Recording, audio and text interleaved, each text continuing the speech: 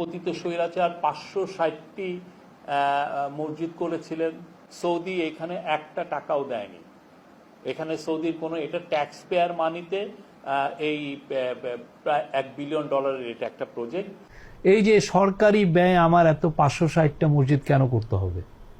আমাদের মসজিদের কি অভাব পড়ছিল? সমালোচনা আপনি করবেন, যেটা সমালোচনার বিষয়। মসজিদ নির্মাণ করছে, এটা নিয়ে অনেকে সমালোচনা করতেছে। 560টা মসজিদের পরিকল্পনা গ্রহণ করা হয়েছে, এই হিম্মতই তো বিগত সরকারগুলোতে কেউ করতে পারে না। কথা বলেন না কেন?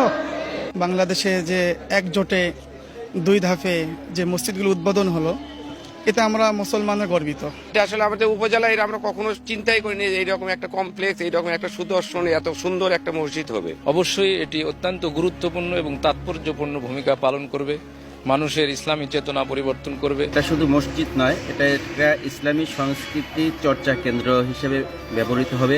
শান্তির ধর্ম ইসলামকে সঠিক পথে পরিচালনার জন্য প্রধানমন্ত্রী শেখ হাসিনার উদ্যোগে দেশের প্রতিটি জেলা ও উপজেলায় 560টি মডেল মসজিদ ও ইসলামিক সাংস্কৃতিক কেন্দ্র স্থাপনের কাজ চলছে। বৃহস্পতিবার সিলেটের দক্ষিণ সুরমা উপজেলা সহ দেশে 50টি মসজিদের উদ্বোধন করেন তিনি।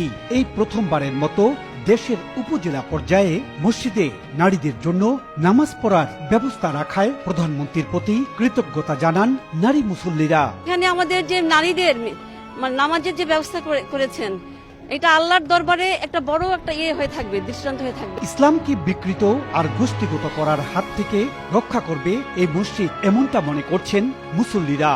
সব মিলিয়ে নামাজ আদায়ের ঘরটি এখন মুসল্লিদের কাছে আধুনিক এক অবকাঠামো। উপর থেকে দেখলে বোঝা যায় কতটা নিখুঁত কারুকাজে নির্মাণ করা হয়েছে।